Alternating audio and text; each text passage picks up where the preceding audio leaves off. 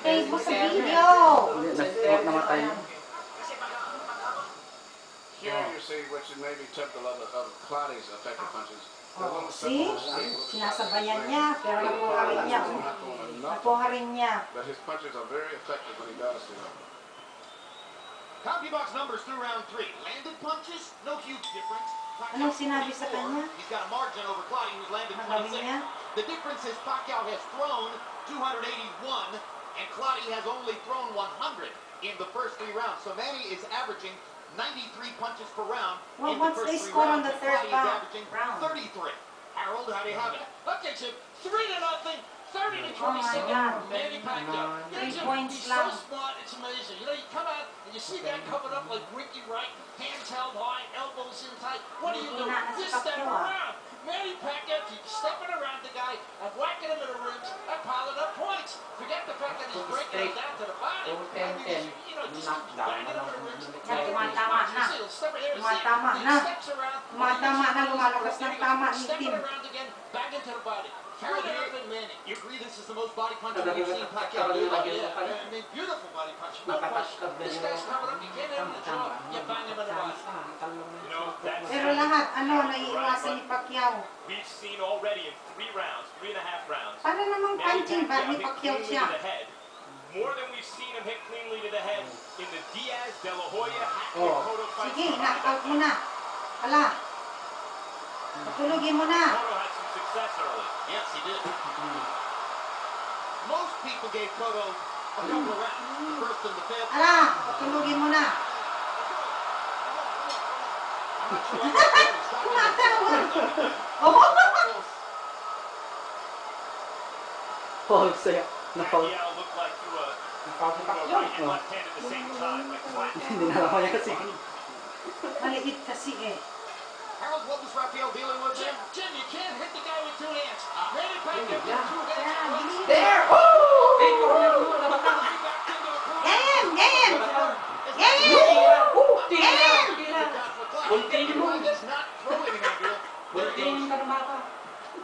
Went a long time without releasing his hands there. Hindi humihinto ang kamay ni Pacquiao. Breaking his guard down. It looks to me as though he's starting to land more.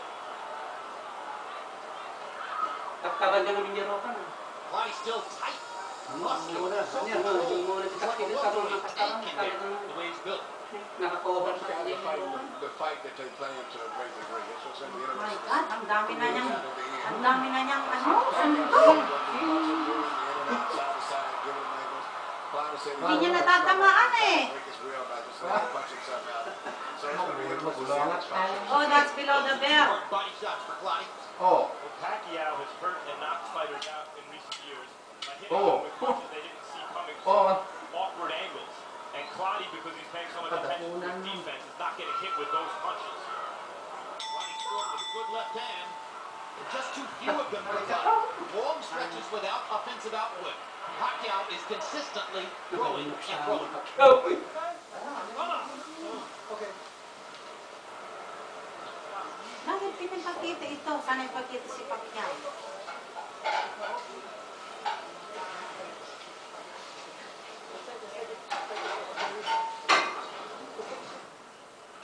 Here we see I guess the referee. Kamay! Dinalawa siya. Paul yun. Nagamit yung referee. Paul yun. Tumawa oh. And we Alam mo, tatanggalan ng points siya.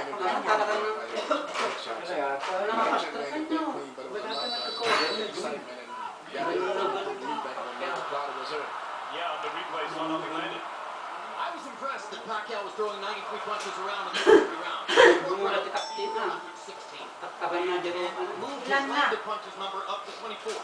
Clottey was 10 out of only 21 punches. Oh my God. Well, that's what Manny's going to have to do to win this fight. He's going to have to go. Hindi na masyado makagalaw yung itim mo. Down the stretch, he's got to be ready to hold up just in case. Nangihina na. This man starts putting a little bit more punches together in addition to this multi-unit. Medyo mahina ng galaw. Applying a little more pressure in this, right? He's still not moving. Parang ano oh. Parang punching bag lang niya, ni Pacquiao siya.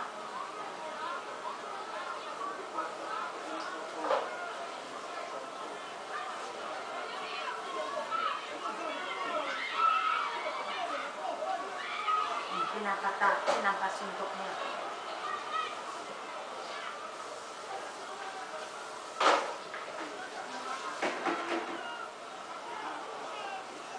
Narinig ang mga Pilipino.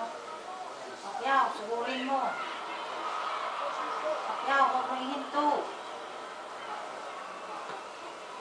Diyos ko, malakas ng suntok nila, no? You mentioned several times in building up to the fight that Clottey is fighting for the first time with trainer Lenny DeJesus, and DeJesus has spent most of his career as a cut man, not as a trainer. In fact, he's Manny Pacquiao's cut man in Pacquiao's last loss against Eric Morales in 2005. Clottey wanted a trainer who worked with him earlier in his career in Ghana, Pacquiao-Clottey, to come here and handle him for this fight. The United States nag-charge na itong itim. did not allow a visa for Clottey. And that left Clottey having to fight in what amount to makeshift circumstances for him. He's such a veteran, and he's so deeply ingrained in his own style that it's hard to imagine it would affect him all that much. But of course, you always want to have the training camp. Nagtatiming yung itim eh. Pinapasuntok niya, hindi ginugok niya.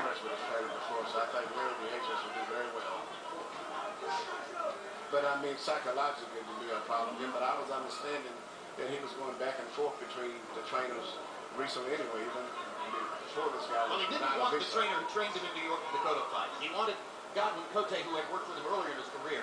That's what he couldn't get. And now he winds up with DeJesus as sort of a last resort. Narinig mo mga Pilipino. His relationship with Freddie Roach is probably the strongest relationship of any fighter and trainer in this. This is when Manny has a chance to try to hit Clottey and start punching. That's when he leaves himself open on him. Walanin mo! Sige! Sige! Sige! Sige! Tumbahin mo! Tumbahin mo! Sige! Sige! And when Clottey just guards like this and doesn't let his hands go, he's giving the fight away. He has no chance. If he's punching himself, he may get caught. But that's his safety. I'm not sure Joshua Clottey came to win tonight. Parang ayaw niyang i-hit. Bakit hindi siya lumalaban?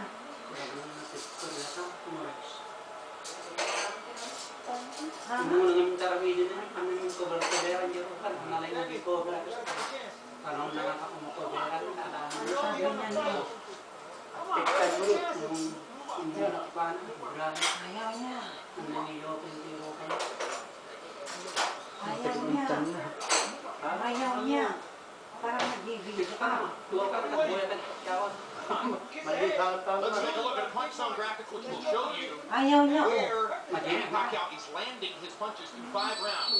And look at the body shot. 41 at the 84 body shot. Relatively equally distributed. 24 with the left hand, 17 with the right. That's been the heart of the Pacquiao. Nakita ni Chino ang Ayaw na siya. Masakit ng tiyan niya daw. Pacquiao 16 out of 99. Clottey 9 out of 30. Pacquiao has won 5 consecutive rounds. Masakit daw ang tiyan niya. So Pacquiao is not hurting Ang Clottey. itim. He is reducing He Clottey. was shaking his head. All fighters too, that he's fought. Hindi mo, hindi na magagalaw, oh. Tabingi na. Ang katawan. So Clottey's not fighting as he normally does. This is how he fights. He likes to block punches before he counters. And Pacquiao's offense is so overwhelming. Pacquiao never stops punching and Clottey never stops blocking. In the last 30 years, there have been 3 star fighters on down.